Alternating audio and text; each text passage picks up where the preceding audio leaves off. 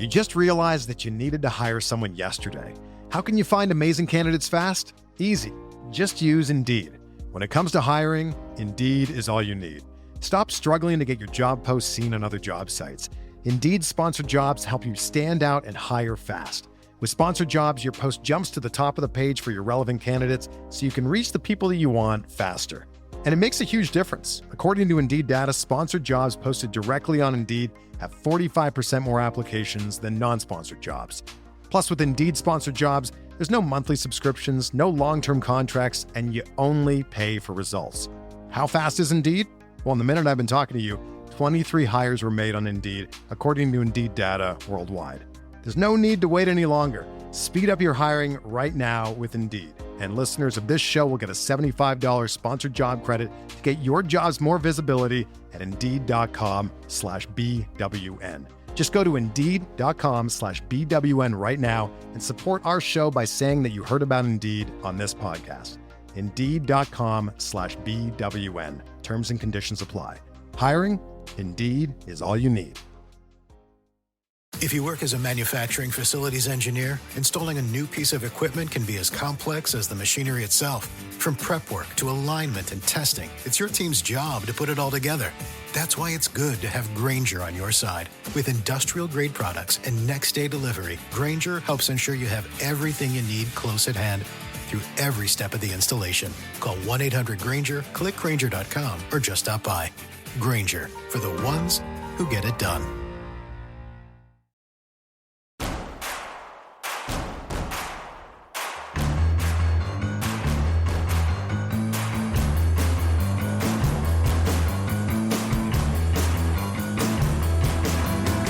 From your favorite source for Chicago White Sox talk, delivering news, interviews, analysis, and more. This is the Sox Machine Podcast with your hosts, Jim Margulis, James Fegan, and Josh Nelson. Thanks, Rob, and welcome to a new episode of the Sox Machine Podcast. I'm your host, Josh Nelson, and it's Thursday night, May 29th, as we record this episode. The Chicago White Sox are on their way to Baltimore after losing 2 of 3 to the New York Mets. Even though it's another series loss, the White Sox played the Mets tough. They couldn't hold a 1-run lead late on Monday. You could make the case the White Sox could have won this series. We'll recap what went down in Queens as the transformation of Miguel Vargas is now capturing nationwide attention. Who is this version of Adrian Houser? And how did the White Sox steal him from everyone else? And of course, the bullpen. The White Sox also made a trade this week by dealing catcher Matt Thaiss to Tampa for Drew Baker, and we'll preview what is the battle of the worst teams in the American League. Considering the MLB draft lottery at the end of the season, do the White Sox really want to win these games in Baltimore? I'll make the case why we shouldn't worry about lottery position in May. Let's get started. Joining me is the managing editor of SoxMachine.com. It's Jim Margulis. As if you guys get a chance, you can wish James Fegan, our beat reporter, a belated happy birthday. Happy birthday, James. As you listen to this, we wish you the best, bud. Jim, the White Sox go to Queens. They lose 2 out of 3. They lost game 1, 2-1. Lost game 2, 6-4. But won game 3 pretty decisively, 9-4. What are your thoughts about how the White Sox played against the Mets this week? I think a lot of people were fearing the Cubs series of just like a superior team on paper with a lot of name brand offensive weapons going off on a White Sox staff that is overwhelmed and always battling regression and not missing bats. And that really wasn't the case, aside from like Jonathan Cannon in the first inning, giving up a pair of 2-run homers in game 2. But otherwise, the pitching staff seemed to do a decent job. Shane Smith probably had like the toughest time overall in terms of just start to finish battling inefficiency. But even then, like he was able to, well, one, he was stake to a lead, but also he was able to avoid collapsing. And then Mike Vassell came in like, I guess, the night before of Jonathan Cannon getting through 5 and only needing Jared Schuster to get through the last 2 games, like all hands were on deck for game 3. So it was kind of like a good team effort in terms of like a good team loss in game 2 with Jonathan Cannon saying like, I'll get you into the 6th and, save Will Venable from having to go to the bullpen too early. Game one, I think, is probably just perhaps the one frustrating one in terms of the bullpen not protecting a one-run lead, but also this is a case where you can't really blame the bullpen because they would have had to shut out the Mets to win. I think it's always unreasonable to expect a shutout no matter what, unless you're expecting to protect a one-run lead. But even then, like the White Sox were 0 for 10 with runners in scoring position. Seemed like game three Wednesday was regression for game one. Like it all washes out the same, but they could have used just one of those hits in game one. All of a sudden it's a different outcome. So all in all, I think it's like a fairly competent series. Probably would be a little bit easier to take had they just not blown a one-run lead or had a one-run loss because they blew a lead against the Rangers to close out that series. But you can see a lineup taking shape. For all their problems with the runners in scoring position, they did produce chances, which White Sox lineup is not always capable of doing. So not bad all in all. And I think it's a pretty good test passed in terms of being able to shake off, a real ugly series like the Cubs and then just string together they pitched okay against the Rangers. They pitched okay against the Mariners, even though they've been losing 2 out of 3 at both Mariners and the Mets. Like there are cases of them just giving the offense a chance to win, and then that offense having a better chance to win those games. Yeah, I thought the White Sox played the Mets tough. Now, did they play well against the Mets? That's debatable. The Mets didn't play all that great at baseball against the White Sox themselves in these 3 games, but they played them tough. I was one of those, Jim, that feared the White Sox were going to get boat raced in Queens, and it would have been embarrassing 3 games. White Sox fans wouldn't think twice about it because the Mets should be one of the best teams in Major League Baseball just on paper with their roster. But the White Sox played the Mets tough, and I think that is something that White Sox fans and even the White Sox themselves could take away from Queens. They were able to get 1 out of 3, and now they head to Baltimore. They could still make this what I would consider a successful road trip if they could win that series in Baltimore. We'll preview that series later in the show, but one of the guys that continues to hit for the White Sox, and it's this amazing transformation, and I mentioned the intro, now it's gaining attention nationwide, and I was watching MLB Network on Wednesday night, Jim, and they did a segment about Miguel Vargas, and they put up this slide as far as a graphic. In the first 64 games for Miguel Vargas, he batted just .117 with the White Sox and slugged just .182 with 2 homers and 13 RBIs. In his first 64 games with the White Sox, Vargas had a 21 weighted runs created plus and was worth negative 1.6 WAR on Fangraphs. Updating the numbers before we recorded this episode, Jim. In his last 31 games, Vargas is hitting .316. He's slugging over .600. He's got 8 homers and 20 RBIs. His weighted runs created plus is 179, and he's been worth 1.6 WAR on Fangraphs. So in 31 games, Vargas has hit well enough, Jim, and defensively has been doing well enough to climb out of this hole that he dug for himself in his first 64 games with the White Sox, where now he's back to 0 WAR. From what we have seen in the last 31 games, 1, are you sold on Vargas, Jim? And 2, should White Sox fans consider Vargas part of a new core during this rebuild?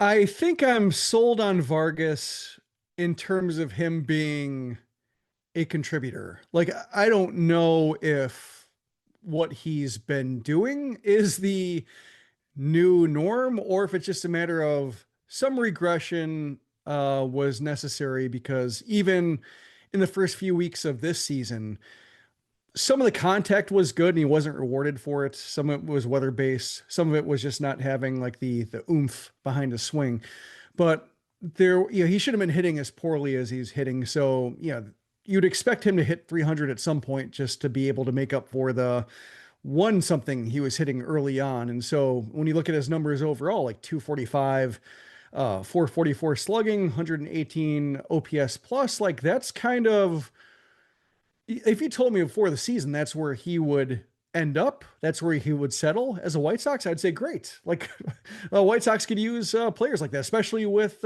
defense that's acceptable or better at third base. So I'm fine like cashing in that chip now. Like it's a case of like selling stock. Like, yeah, I'll take the gains and be handsomely rewarded for it versus like, do you keep riding with the stock and say like by the end of the year he'll be hitting 280 because he's just going to keep doing what he's doing? That I'm not quite sure about because there needs to be adjustments to what he's doing. The thing that gives me hope is that he's always had good plate discipline. We saw even last year when he just could not put any just sock into the ball at all, when it was just not traveling far, not traveling fast off his bat, just didn't have the muscle. You could look at his numbers and say like, well, he's swinging all the right pitches. Like he's hitting it at the right launch angle, or he's getting the barrel to like the ball is just not traveling. But that's why I think everybody was scratching their head saying like, well, what's going on here? And, they really emphasize strength training after the season, but that to me would be like a booing effect to where like, they just can't say, we're just going to give you sliders and you're going to chase them all. Cause he hasn't been doing that. So Yeah. that's why I think I'm buying him as a contributor. I have no idea where his number is going to end up overall. Like in terms of, if, we're looking at a 118 OPS now, OPS plus now. It seemed like he had a 118 OPS last year.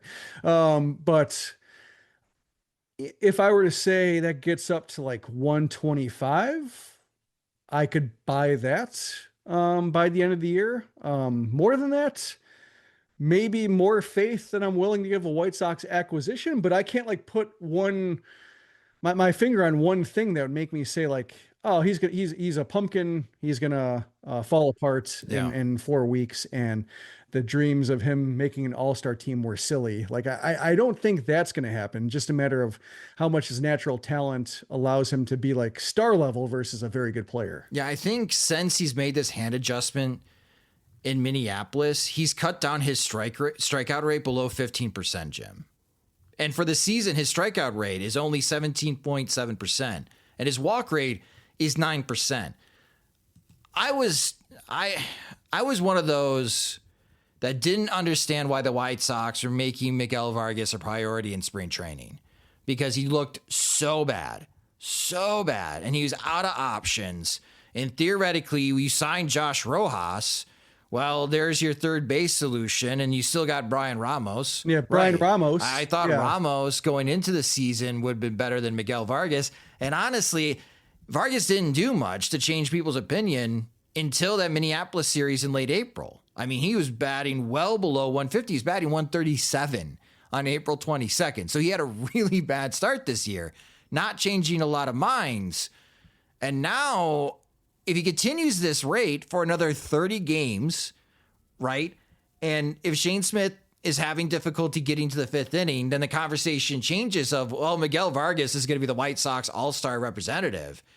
And if the White Sox, because of the StatCast data, Vargas does not move well to his right towards the foul line. That's why he's considered a below average when it comes to outs above average at third base. If you go to baseballsavant.com and look at the TrackMan data, the StatCast data, I apologize. But if the White Sox are confident in Vargas at first and he passes the eye test so far, well, I am sorry, Andrew Vaughn and Tim Elko, the White Sox have found their first base solution. It's Miguel Vargas, because your first baseman is slugging over 600, Jim. I mean, that's Frank Thomas territory. Like, we haven't seen that in a long time.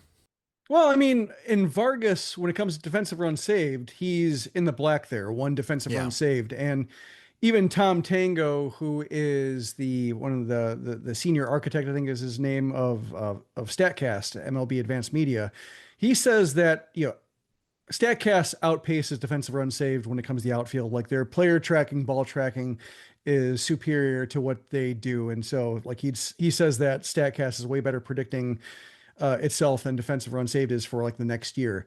Whereas with infield, he still says infield is maybe a little bit better with defensive run saved. That it just because they don't quite have the same amount of either data or just the amount of the amount that speed and routes and direction factors into outfield play, that, because infield is more quick reactions and, the glove being where it needs to be on time, that, it's more of a art than science right now. And so defensive run saved is actually a little bit better than predicting future value at a defensive position than Statcast. So with that in mind, like if he's average, I would call him average at this point. Like I think he makes enough plays to make up for the ones he doesn't. And so it kind of all washes out, but like keep him at third for the time being. But it's a case of like, if Brian Ramos comes on hot or Colson Montgomery keeps up what he's been doing since coming back from Arizona, and one of them needs to play third, then you have your solution there with moving Vargas to first base. And he seems amenable to it. And also he probably seems open-minded enough, or at least experienced enough with playing different positions, that he could probably play first and then some third and go back and forth and not be too worse for the wear, versus like having, giving him the Brooks Baldwin treatment of just like, all right, you're in the major leagues and you're playing 5 different positions. Good luck. And then just kind of all collapses. I don't think it's going to happen for Vargas going between first and third. So I would keep him at third and then just move him to first as need be. But I think right now that need doesn't be. And I think that's probably more of at least 1 or 2 infield promotions away from maybe making Vargas the first baseman and having your best defensive infield.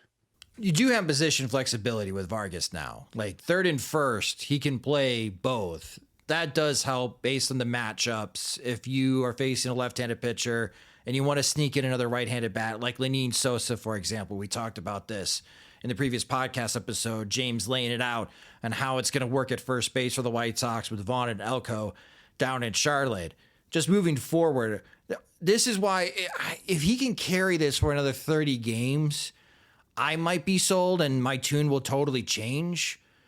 It's amazing and just how one little trick, isn't that the SEO headline? Yeah, one weird trick. Watch this one little trick by Miguel Vargas, and suddenly he's a completely different player for the White Sox. I mean, 1.6 WAR in 31 games, Jim? Yeah.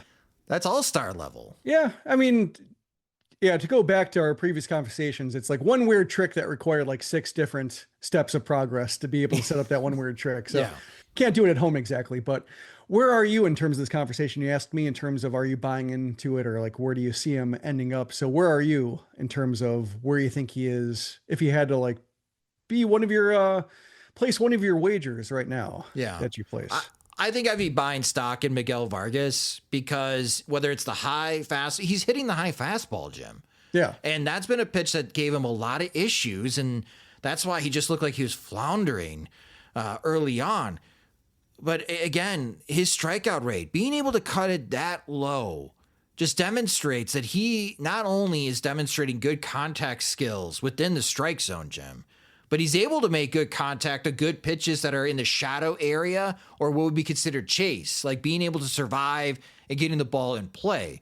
If he was doing this with a 30% strikeout rate, I would just say he's on a heater, because as soon as he's not on a heater, then we know what that result is. It's Luis Robert Jr. And White Sox fans are getting more and more frustrated with Luis Robert. To be completely sold and say he is part of the core, congratulations, Chris Getz. You're right. I was wrong. Good on you to stay stubborn and continuing pushing Miguel Vargas. You have found a core piece that you can build a new offense around. I need to see that in the next 30 games and see if it can continue. But it's been so promising these last 31 games and so promising against the Mets.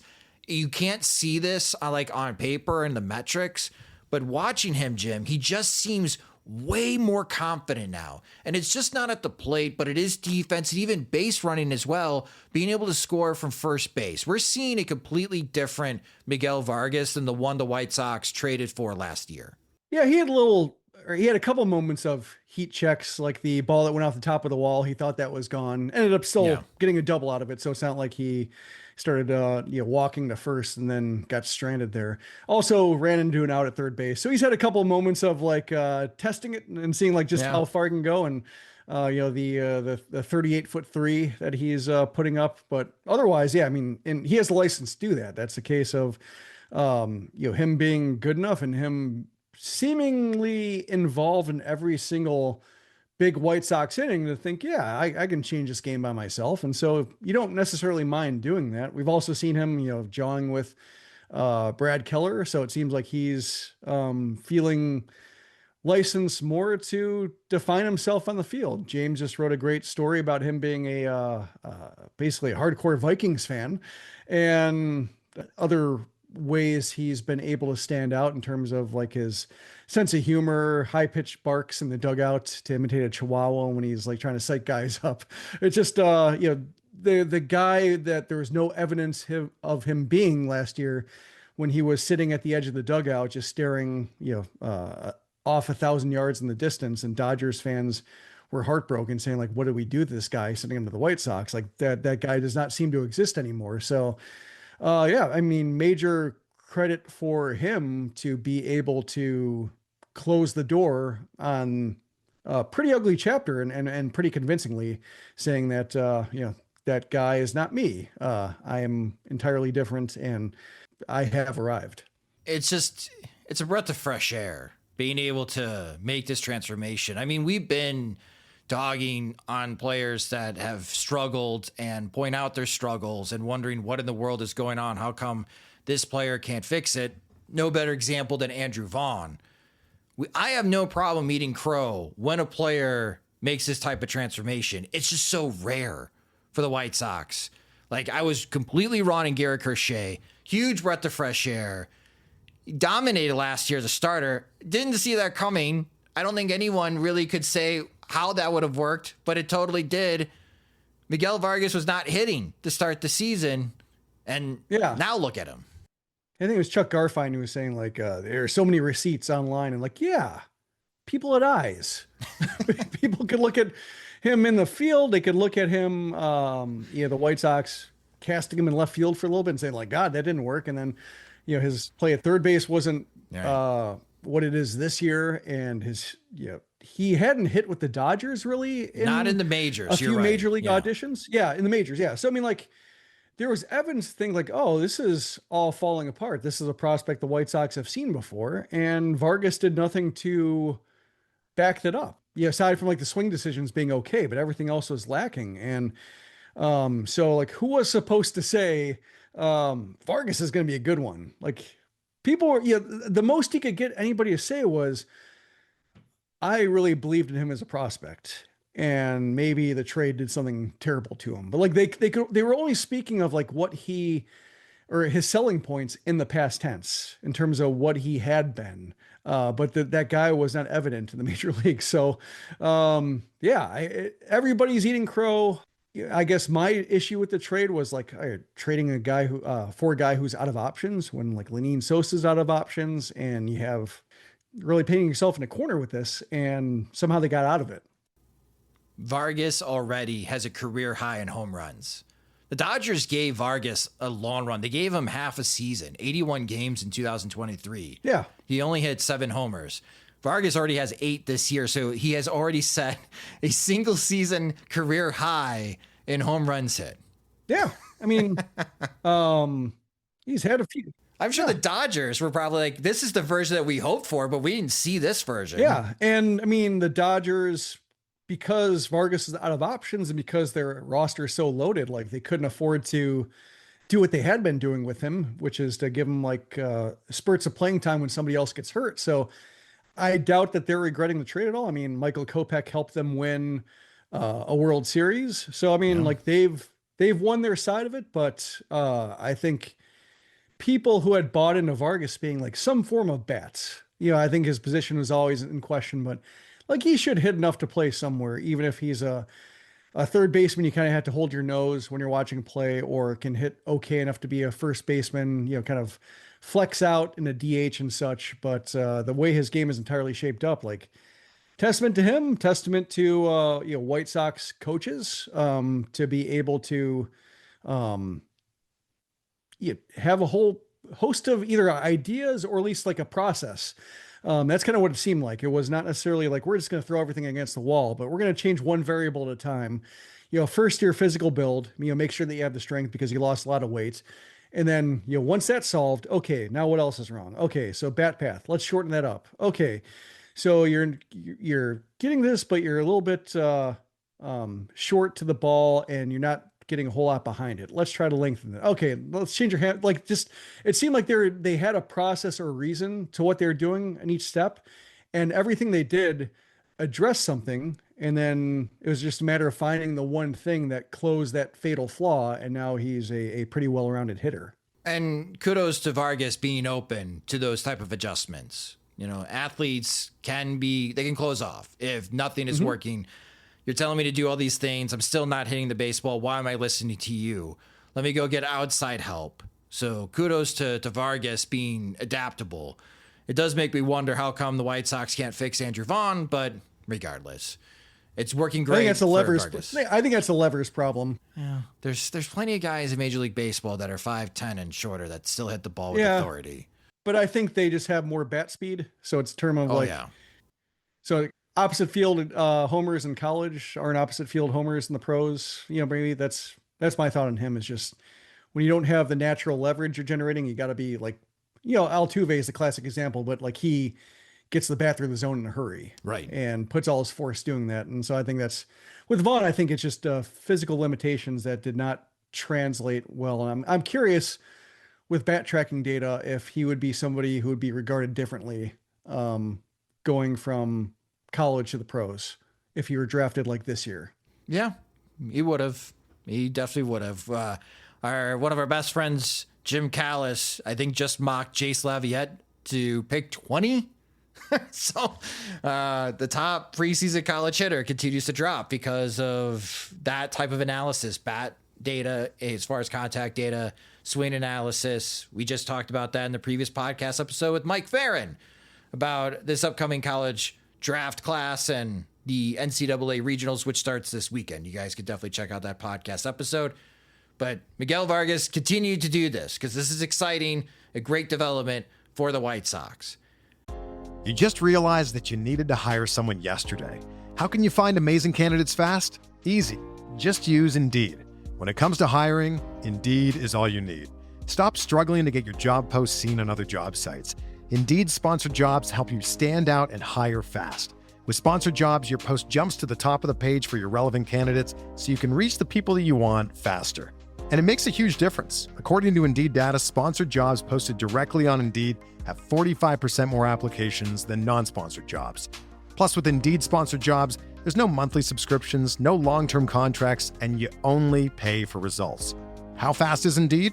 Well, in the minute I've been talking to you, 23 hires were made on Indeed, according to Indeed data worldwide. There's no need to wait any longer. Speed up your hiring right now with Indeed. And listeners of this show will get a $75 sponsored job credit to get your jobs more visibility at Indeed.com/BWN. Just go to Indeed.com/BWN right now and support our show by saying that you heard about Indeed on this podcast. Indeed.com/BWN. Terms and conditions apply. Hiring? Indeed is all you need. If you work as a manufacturing facilities engineer, installing a new piece of equipment can be as complex as the machinery itself. From prep work to alignment and testing, it's your team's job to put it all together.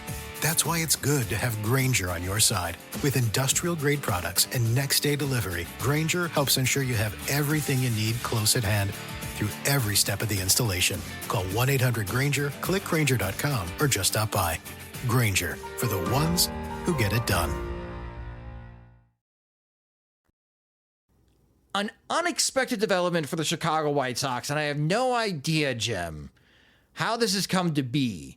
But watching Adrian Houser after his 2 starts, he went 6 scoreless innings again against the Mets. He pitched into the 7th inning. He allowed a base runner. Brandon Eiser was able to come into the game and get out of the jam. So Houser now, 2 starts, no runs allowed. He's only allowed 5 hits. It's 4 walks to 8 strikeouts, so it's not a lot of strikeouts. Where is this coming from? It seems like the stuff ticked up, and James wrote about a little bit that he got some power back, and it's a little bit similar to Shane Smith, becoming like a Rule 5, or somebody who was exposed to the Rule 5 draft by the Brewers, and then he's picked first by the White Sox, and he shows up at spring training like throwing 97, and you're like, well, how did the Brewers give up on this guy or not protect him? It's like, well, he didn't do that before. And I think with Houser, it's a little bit of the same thing, not so dramatic, but I think, looking at his velocity, he was throwing 91 and 94, or 94.1, 94.3 with the Brewers. Then it dipped down more to 93, sinker, not as effective, being 92 in his last year at the Brewers. Sinker's now 94. So I think that it's almost like turning back the clock a little bit and getting back to where he was when he was a capable starter in the Brewers organization. So it's not necessarily out of nowhere. I think 2 scoreless outings of 6 innings. It was funny. I thought of his arrival and just him showing up fully formed, capable of throwing 6+ innings, having a history of throwing a full starter's workload. It reminded me of Johnny Cueto in terms of him being found money. And then sure enough, Cueto also threw, scoreless outings his first 2 times out, just immediately looked like a godsend. I forgot it was that good from the gate. But similar in terms of just, we don't have to try to, matriculate a starter from AAA to the majors on the fly. We can just pick up a fully formed, credible mid-rotation starter, plug him right in, and we're fine. And that's a pretty neat trick. But yeah, the sinker is more powerful, and then it seems like the curve is what's emerged from being the sinker slider guy he was in Milwaukee to being somebody who's a little bit better than he seemed to be, even during his heyday with the Brewers. So 2 neat tricks. And, as James wrote, he worked out at the same facility Davis Martin did. So it's it's a case of perhaps some word of mouth, or perhaps, who's throwing with this guy, when we're looking at AAA starters. And it's amazing that he has turned out as well as he did, because that is such a bullet the White Sox dodged, not having to go to their AAA depth for a starter. If they had to go to, who would it even be? Owen White? Because they cut Justin Dunn. Yeah, and even Clevenger's hurt. He's on the IL. So, as much as Clevenger would be even the cynical option, he's not available. Evan McKendry is the guy throwing recently, but even then he's topping out at 4 innings. Nestrini's in the bullpen. Schulten's just got rocked. He's rehabbing, but he's been beat up in AAA so far, coming back from Tommy John surgery. So who would be the guy? There isn't an easy question. So the fact that they just, that I think that's the reason why they probably were pretty aggressive in saying hey, Adrian Houser, and you're going from AAA, opting out and getting a guaranteed major league deal the rest of the year versus somebody else's minor league deal that they can parlay into a major league job, a 2-way contract or something like that. Nope, we're just going to give you a guaranteed deal, sight unseen. You're in the rotation now. And, kudos to them for taking that chance. But also I think because of just how ramshackle the Charlotte rotation is, they really had no choice but to look at what Houser was doing and say, hey, this is better than anybody else we have in Charlotte. If this is what it takes to get him, we got to get him. I was thinking to myself while watching Houser in his second start against the Mets, how many teams are texting Chris Getz right now? Just watching Houser. Yeah. The Houston Astros just lost a starting pitcher for the rest of the season. I'm wondering, over under 3.5 teams that texted Chris Getz, Jim, during Houser's start against the Mets. I'm sure it's got to be, because again, he's pitching so well. It's probably taken everyone's attention. Where did this guy come from? Hold on. Anyone could have had him, and he's throwing this well, and the stuff looks really good. And to your point, it's gained a couple of ticks in velocity. I mean, Houser's getting traded, right? We're here for a fun time, not a long time. Yeah, I would assume so if the White Sox had an interest in keeping him, and I don't know if they want to spend. Yeah, I don't know if they want to get a bidding war for a starter in his 30s who isn't a strikeout guy right now. I think they'd probably just keep going to the bargain bin for that while they try to shape up their internal rotation. But to me, I'm thinking of him as what Mike Soroka was supposed to be last year.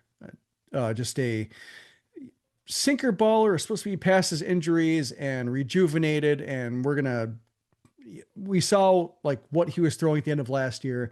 We can fix him or build him up a little bit more, and teams might want him at the end of the year. And that didn't happen.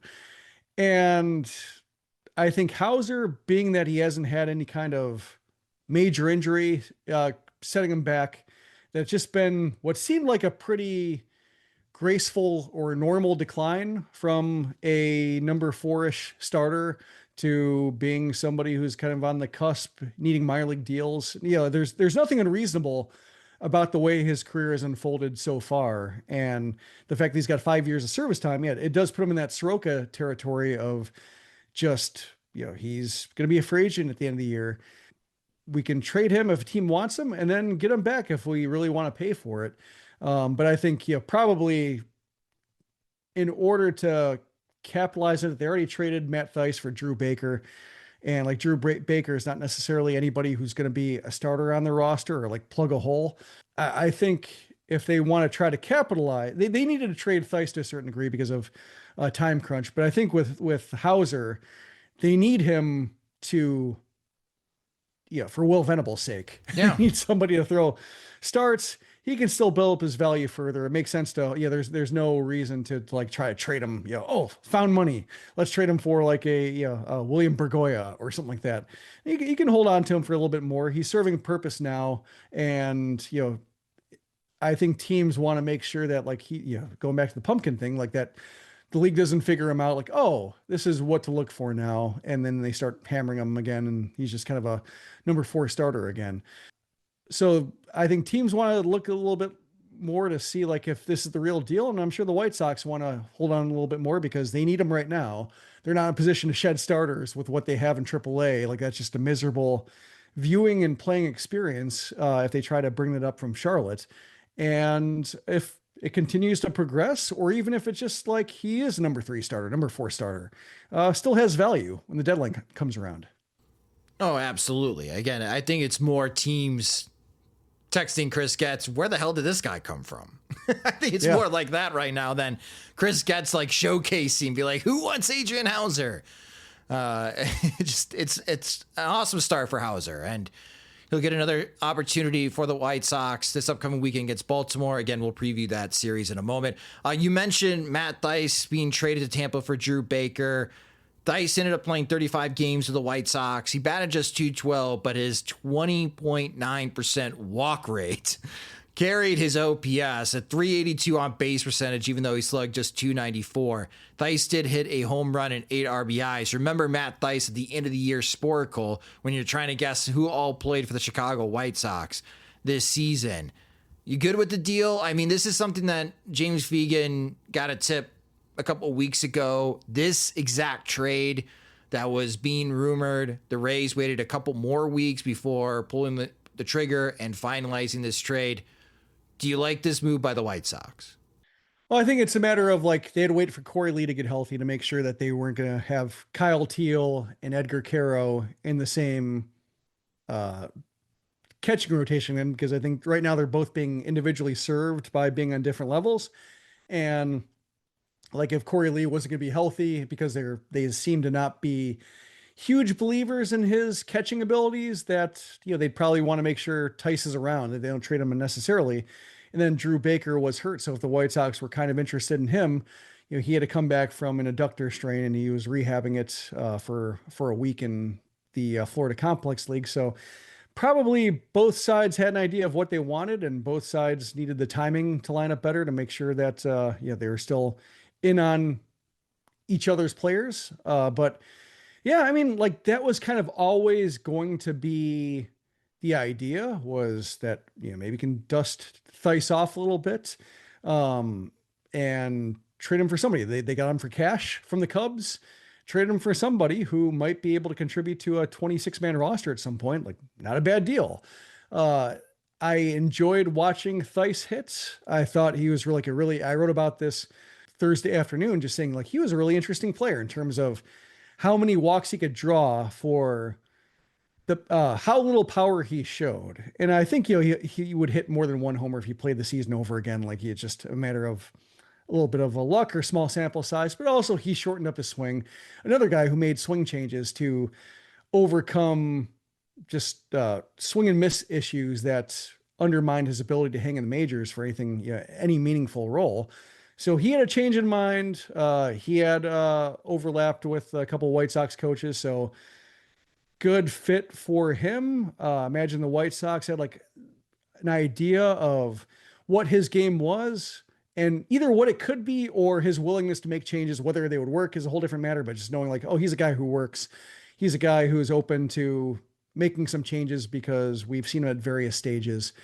And yeah, it was a nice little trick of just a month and a half of Matt Thaiss turns into Drew Baker. Perhaps if Thaiss continued to show this, maybe he can get a little bit more, but given, Corey Lee coming back, given that Theiss's time is already limited, like he's going to be traded by July no matter what, because Kyle Teal looks like he's on a mission in Charlotte. You have Edgar Caro. Like Matt Thaiss was going to be like 4 months at best. Like you're hoping for him to get traded because of just, that would mean Kyle Teal and Edgar Caro are ready to roll. And you like what they're showing. And that's the case. Like everybody's looking good. Thaiss is looking good. Caro's looking good enough. Teal's looking great at Charlotte. Even Corey Lee, I think, is overachieving and making himself, he's trying to make the White Sox like him. And I think he's doing what he can. And I think the White Sox respect that to a certain degree. Even if they always seem to regard his game calling or framing like a little bit of a backhanded swipe. But I think it's whether Baker turns into anything is, not a long shot, but I would say maybe give him a 40% chance of like being on a good White Sox team or 30% chance of being on a good White Sox team. I think it's still fine for the odds of Thaiss being as good as he was, and the odds of the White Sox batting 1,000 with the catchers, and that because every catcher looks good, somebody has to go, and Thaiss is the one who can return value at this point. You just realized that you needed to hire someone yesterday. How can you find amazing candidates fast? Easy. Just use Indeed. When it comes to hiring, Indeed is all you need. Stop struggling to get your job posts seen on other job sites. Indeed sponsored jobs help you stand out and hire fast. With sponsored jobs, your post jumps to the top of the page for your relevant candidates so you can reach the people that you want faster. And it makes a huge difference. According to Indeed data, sponsored jobs posted directly on Indeed have 45% more applications than non-sponsored jobs. Plus, with Indeed sponsored jobs, there's no monthly subscriptions, no long-term contracts, and you only pay for results. How fast is Indeed? Well, in the minute I've been talking to you, 23 hires were made on Indeed, according to Indeed data worldwide. There's no need to wait any longer. Speed up your hiring right now with Indeed. And listeners of this show will get a $75 sponsored job credit to get your jobs more visibility at Indeed.com/BWN. Just go to Indeed.com/BWN right now and support our show by saying that you heard about Indeed on this podcast. Indeed.com/BWN. Terms and conditions apply. Hiring? Indeed is all you need. If you work as a manufacturing facilities engineer, installing a new piece of equipment can be as complex as the machinery itself. From prep work to alignment and testing, it's your team's job to put it all together. That's why it's good to have Grainger on your side. With industrial-grade products and next-day delivery, Grainger helps ensure you have everything you need close at hand through every step of the installation. Call 1-800-GRAINGER, click Grainger.com, or just stop by. Grainger, for the ones who get it done. Well, let's move over to the White Sox bullpen. This is a bullpen by numbers type of conversation. The White Sox could not hold a one-run lead. There was no margin error for that game. To Jim's point early on in the show, the White Sox would have to shut out the Mets, and that's really hard. However, Cam Boozer and Steven Wilson are veterans, and they really need to own these high leverage opportunities with the White Sox, because again, if they pitch better, they could be moved at the deadline to teams looking to add bullpen depth. They have an opportunity to prove themselves worthy of playing for a team that's trying to make the postseason rather than the White Sox, who are currently still in the bottom of the American League. And like Wilson this month of May has more walks and strikeouts. If you look at his season numbers, he's got a 2.20 ERA, and people will say that's really good. Jim, his FIP is 5.27. That's a gigantic difference. Boozer only has a 67% left on base rate, which is not great for a reliever. Only Jared Schuster and the injured Miguel Castro have lower left on base rates than Boozer. In May, that drops down to 60%. So I think going into the series against Baltimore in the next couple of weeks, I'm going to be focused on how Cam Boozer and Steven Wilson pitch, Jim, because again, these guys are veterans. They have to own these roles. They have to own these opportunities. This is not something like Ethan Katz or Brian Bannister can coach up these two guys. Like, really for them, it's now or never. Like, if you can't prove that you can handle these situations with the White Sox, you're going to be with the White Sox the rest of the season. I don't know if you're going to come back to pitch for the White Sox. And if you can't pitch for the White Sox, are you even going to be in Major League Baseball? Shout out to old friend Jake Diekman. He retired as somebody that frustrated White Sox fans and just not able to own those type of leverage situations. So when it comes to the White Sox bullpen conversation, that's how I'm like narrowing my focus, Jim. It's on Boozer and Wilson. Yeah, Boozer's a little bit difficult to assess because he's so old for how little service time he's accrued. Like, he looks and when you watch him pitch, like, he feels like somebody who's been around, 33 years old now, just turned 33 earlier this month. And he still like has a year of service time, or like less than a year of service time. Like, arbitration is not going to happen. Like, there's no reason for the White Sox to lock him up to, buy out his age 38 year. Like, that's kind of what you're talking about when it comes to like the timetable he's on. It was so severely delayed because of his like long story that he has all the, markings, I guess, when you're watching him, of somebody who should be traded, but he's also a case of like, well, he could hang around for a bit. Like, if he's still a project in terms of learning how to get major league hitters out, learning how to harness his stuff in different situations, you can, as much as you'd like to see him be like an instant fix, because the White Sox did trade for him and because they need so much bullpen help, and he does have the stuff to have some really easy innings, that it should be easier for him.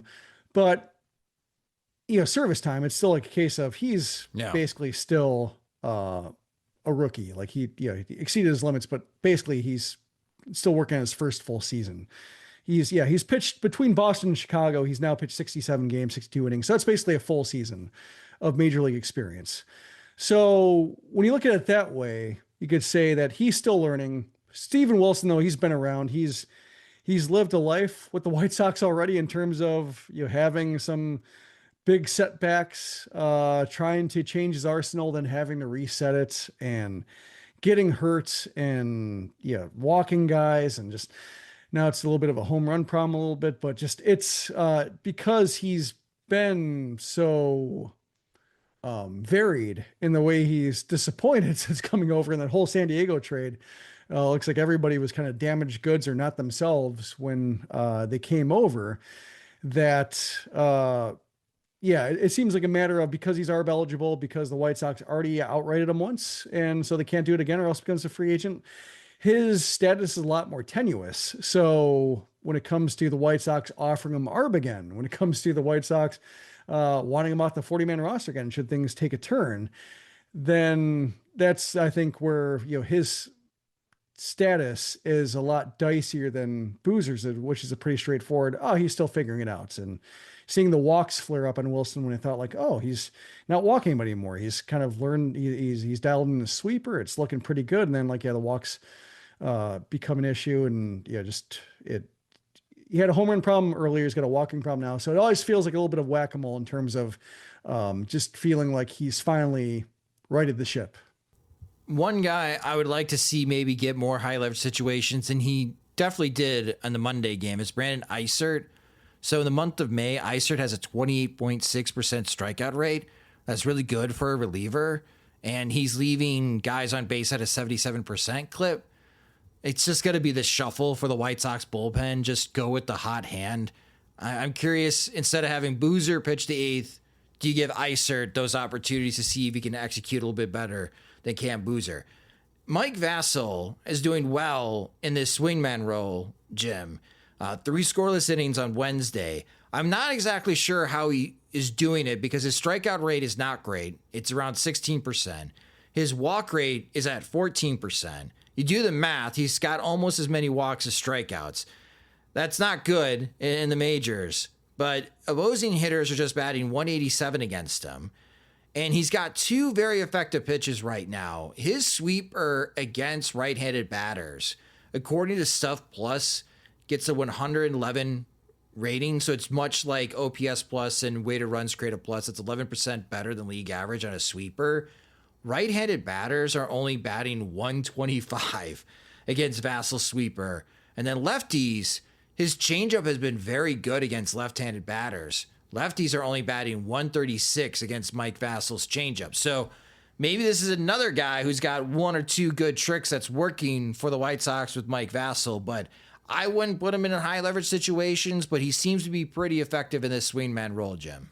Yeah, given that he's a Rule 5 pick and that he has to be on the roster, when it comes to Rule 5 picks, I think, Shane Smith might have spoiled some people a little bit, but I think this is more, you look at a pitcher and say like, oh, he's going to be low leverage. He's going to be a swingman. He's going to be picking up innings that nobody else wants. Like the Dylan Covey experience, which is, he was a Rule 5 pick. The White Sox had to gut through a season with him, and then they gutted through a few others because it never quite clicked for him. But that was the idea of just, he's going to soak up some starts. He's going to come in when he can't screw up a game. Might be ugly sometimes, but we believe in the stuff. We're going to get through a full season. And so Vasil right now, I think, he did get that save situation in Cincinnati and handled it because of just the order, or the part of the order that was coming up, the fit versus handedness, because he is susceptible to lefties.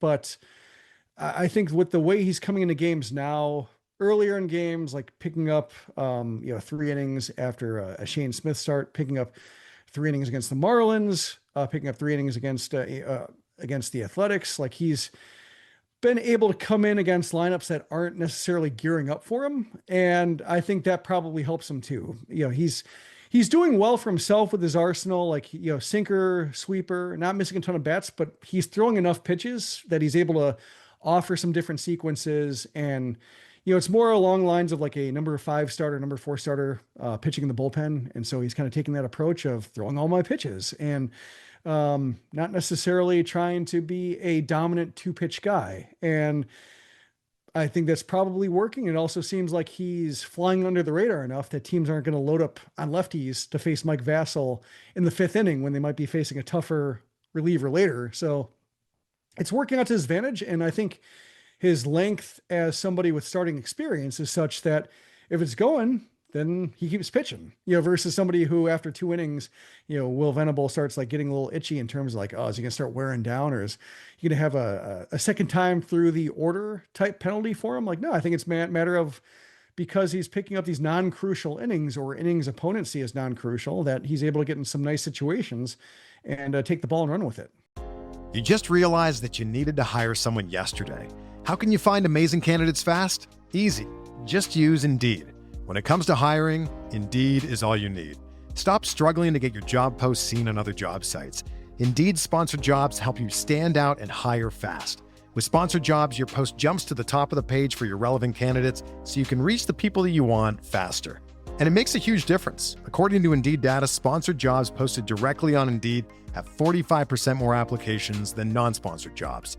Plus, with Indeed sponsored jobs, there's no monthly subscriptions, no long-term contracts, and you only pay for results. How fast is Indeed? Well, in the minute I've been talking to you, 23 hires were made on Indeed, according to Indeed data worldwide.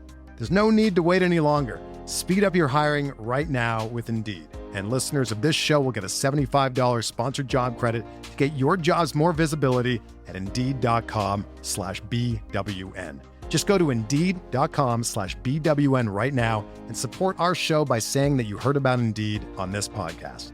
Indeed.com/BWN. Terms and conditions apply. Hiring? Indeed is all you need.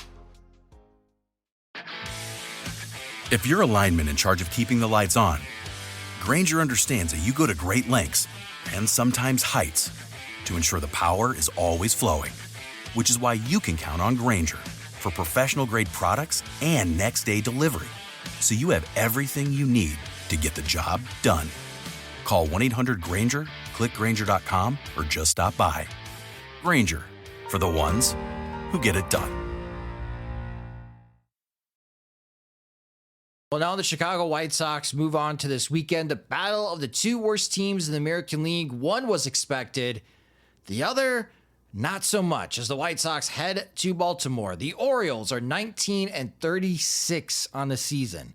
They are 16 games back of the New York Yankees. They are going to be sellers at the trade deadline. They are in last place in the American League East. They lost their last 2 games. They're 4-6 in their last 10.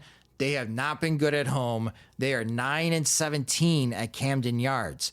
Offensively, when it comes to team OPS, the Orioles are at 689.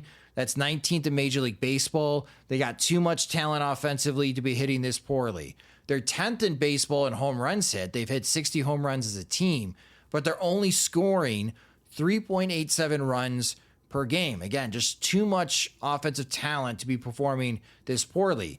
But the story is the pitching and just how awful the pitching has been for Baltimore. The starter ERA for the Orioles is 5.60. That's 28th in Major League Baseball. And the bullpen, not much better. The reliever ERA is 5.38. That's 26th in Major League Baseball. The White Sox will have the advantage on the pitching side in this series. The pitching probables for this weekend: Friday night, 6:05 p.m. Central Time start. Sean Burke will get the ball as he revisits Maryland. That's where you play college baseball, against Zach Eflin. Eflin's got a 5.40 ERA this season. Saturday afternoon, this is a 3:05 p.m. Central Time start. The Dart, Davis Martin will get the ball for the White Sox against Dean Kremer of the Orioles. He's got an ERA above 5. And on Sunday, June 1st, this is a 12:35 p.m. Central Time start. Adrian Houser will get the ball, his third start with the White Sox, against Charlie Morton, who's got an ERA over 7 and is 1-7 on the season. Just really eye-opening stuff. And Jim, when it comes to the Orioles, they already fired their manager, Brandon Hyde. We talked about that in a previous podcast episode. If things do not turn around this season, I'm expecting even more firings for the Baltimore Orioles, especially in the front office. Wouldn't be surprised if they have a general manager opening after the season with just how bad things have gotten for the Orioles. But I already know this is going to be brought up because this is what happens in Chicago, especially with draft lotteries, with hockey and basketball. The Bulls missed out on a chance of getting the number 1 pick because they beat the Mavericks late at the season, and now they're going to be drafting in the teens. I already know that White Sox fans come to winter meetings in Orlando, that they're going to be saying, the White Sox, they should have not won that series in Baltimore. They would have got a better chance to have the number 1 pick. The case to not care about the draft lottery at this moment in the month of May. You can go to tankathon.com/MLB, great resource. You can play the little simulator. The White Sox have the best odds to getting the number 1 pick, the same odds as the Baltimore Orioles at 22.27%. What you will notice, though, the Rockies can't have a top 10 pick or better than 10th overall because they've been in the top 5 the last 2 years. The Angels and the Nationals also don't qualify to have a top 10 pick. So really, there's only 5 teams this upcoming draft lottery that have a better odds of 10% and getting the number 1 overall pick. That's the White Sox, Orioles, Pirates, Athletics, and Marlins. So don't worry about the draft lottery in May. I'm trying to get ahead of this conversation, Jim, because I know someone's going to bring up the White Sox sweep the Orioles and they get the 3rd overall pick. White Sox fans are going to be like, oh man, if they didn't win that series in Baltimore, they could have had the number 1 overall pick. Don't worry about it. Now, 2 things about that. One is, if Sean Burke, Davis Martin, Adrian Houser all pitch well, and that's the reason why they won the series, like everybody should want them to pitch well for multiple reasons, like Burke and Martin looking like credible major league starters, Houser looking like somebody they can trade. So why lose those games? Also, I think the trump card in this argument is that the White Sox set the record for losses in a modern major league season last year. And they were prohibited from picking higher than 10th because of lottery rules. But even if they weren't, they would have picked 6th. Just the way the lottery shook out is for all the losing they did last year, if they were allowed to pick first, they wouldn't pick first. They would have picked 6th because of the way the balls had shaken out. So that's why when it comes to the odds, it really does seem like the anti-tanking measures have worked, in that there's no reason to race a team for the most losses and artificially make those losses happen, because that hasn't really been rewarded. And I think because of, like you mentioned with the Rockies being out of it, like that's one team that's going to be out of their way. They have enough going wrong for them, especially if they sell once again at the trade deadline, to where like they're not going to be winning 70 games this year to screw things up. So they should be in decent shape to have the odds they need to at least give themselves a reasonable shot. And if it doesn't work out, it's because that's just the way the Major League Baseball draft is engineered, to not reward that. And it certainly would have worked last year. And, imagine, I think White Sox fans were so resigned to, you can't pick higher than 10th, that story slipped under the radar. But imagine if they did have the chance to pick first. Everybody's talking about, well, at least we'll get the first pick, and then you get sixth. And then just imagine, how many people would have been defenestrating themselves on social media because that happened. Boy, do the baseball gods hate us. Yeah. So don't worry about the draft lottery. But this weekend, the one thing I am looking forward to, Jim, runs. I feel a good goal, even though this hurts me in the steak dinner bet. At least 15 runs scored in these 3 games combined. More than that. Average more than 5 runs per game. Baltimore is so bad on the run prevention side. If the White Sox stumble and they struggle to score runs against the Orioles, I'm not going to feel great when we have to record a new podcast episode on Sunday night. So they should be able to score. Does that help your steak dinner bet, though? It does help me in the steak dinner bet, but this is the weekend with Baltimore. I want this White Sox team to take advantage of a team that's doing an awful job at run prevention like Baltimore. It's different because the Mets, the fact that White Sox scored 14 runs in 3 games against the Mets, who have one of the best starting rotations in all of Major League Baseball. And sure, 9 of those came off of Griffin Canning in that Wednesday game. We knew that was going to be a struggle for the White Sox to score, but yet they were competitive in those 2 games against the Mets that they lost. Here against Baltimore, I'm expecting high-scoring games, but the White Sox really should be able to take advantage of this poor pitching staff. Yeah, the Orioles have allowed the 3rd most runs, and the 2 teams ahead of them or behind them, however you look at it. One is the Rockies, of course, and then the other is the Athletics, who are playing in a very wonky stadium that nobody likes. So, the Orioles are playing in a quote-unquote normal park, even though they've messed with it a little bit in terms of their left field wall, and they look terrible. And part of me wants to see the White Sox offense, eat one, because it's like enjoyable. But also, like, beyond that, just the, seeing the Orioles being such an obvious trade partner for first Dylan Cease, and then Garrett Crochet, and never coming close to offering a fair price. Like the Red Sox, they ponied up. Like the Red Sox paid the price for Garrett Crochet. And when you see what the Padres paid for Dylan Cease, it's like, sure, you can beat that, Baltimore? Like even with Heston Kjerstad or something like that being maybe the lead player back, and he's not looking great. But like, seeing a poor process or a poor philosophy when it comes to capitalizing on a good team and addressing a weakness, punished like this is very satisfying. And so to see like the White Sox, because like Garrett Crochet looks great in Boston. Like he's not the reason why they're scuffling, that they're a terrible defensive team. It turns out that now Bregman's hurt, so that's a blow. But like they're god awful defensively, more errors than the White Sox, leading the entire league in errors. But Crochet looks like the guy they traded for, and both teams I think are happy with what they dealt and what they received.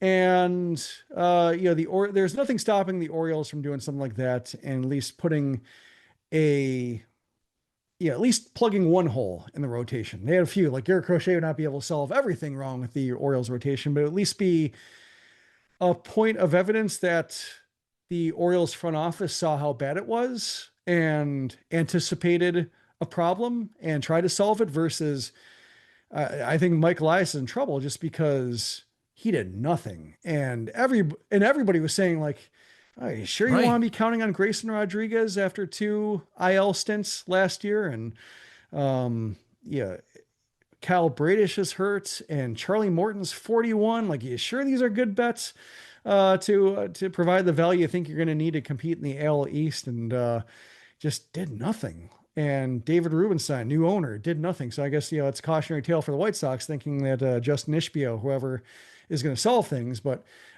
just it really seemed like Elias was either high in his own supply or just thinking that, we can out hit anything. And, they're not really special offensively this year. And not terrible, but not special offensively. And they really need to be like, Yankees grade offense to overcome the pitching set that they have. Their offense is underachieving. Like, you go on Fangraphs and they've got 4 or 5 guys that are well above league average offensively. You should not be averaging below 4 runs per game. When you got Ryan O'Hearn, who's already worth 2 WAR this season, and he's got a weighted runs created plus over like 180. Like, when you're getting that type of production from Ryan O'Hearn, I mean, that should be the cherry on the top. Like, you already have so much talent on the position player side. Like, it's just a perfect storm. The pitching, worst case scenario, the offense, not even playing up to their 40th percentile projection, like, really underachieving. Well, like Tyler O'Neill was their big addition, and he's been bad. So, like, on both sides of the ball, they didn't really do anything to invest in supplements. And they're counting on, Ryan O'Hearn nuclear mode, which I think it's still astounding. And I think, that's something with, it reminds me that Ryan Fuller was fired by the Orioles, either fired or not renewed or something like that. Like, it's really seemed like you always say parting of ways, but I think it was probably a parting of ways. They got rid of both their hitting coaches. One is now advising the White Sox. Another one is hitting coach for the Twins.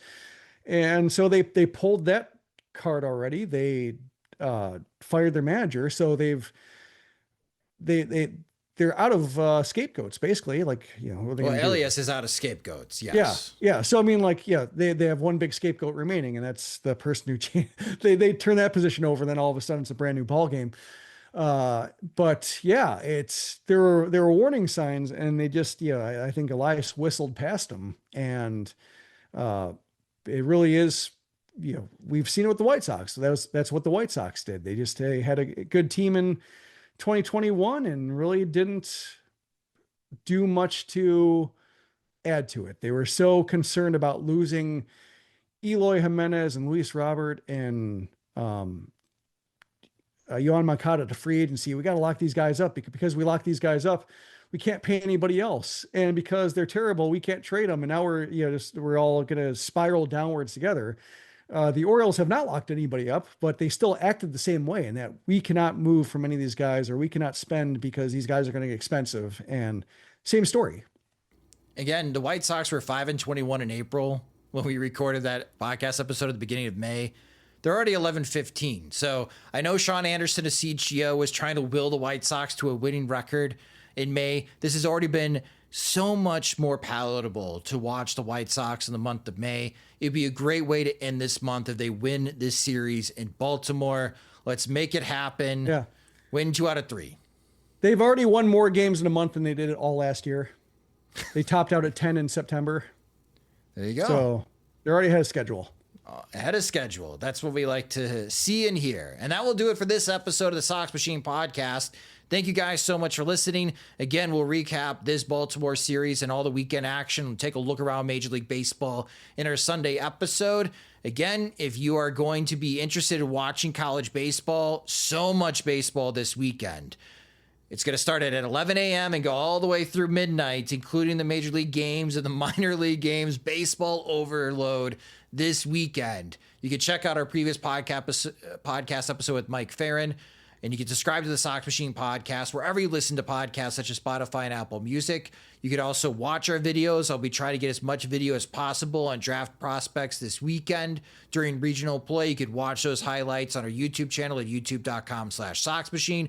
Follow us on social media. We're on all the platforms at Sox Machine. You can follow James Fegan at JR Fegan. You can follow me at SoxMachine_Josh. On Blue Sky, we made it easy. SoxMachine.com, jrfegan.soxmachine.com, or josh.soxmachine.com. If you love our work and you want full access to all of our coverage of the Chicago White Sox, Major League Baseball, and the draft, you can sign up at SoxMachine.com. $5 a month gets you an ad-free version of both the podcast and the website, unlocks the comment section as well. We have additional tiers of support. If you want to hear the trade gossip and the whispers that James Fegan is hearing, you can join our Veterans Committee. We've got some spots open. Again, if you're interested, go to SoxMachine.com and sign up today. The Sox Machine Podcast is a production of SoxMachine.com, your home for all things Chicago White Sox baseball, and part of the Blue Wire Podcast Network. Alongside Jim Margulis, I'm Josh Nelson. Thanks for listening and watching.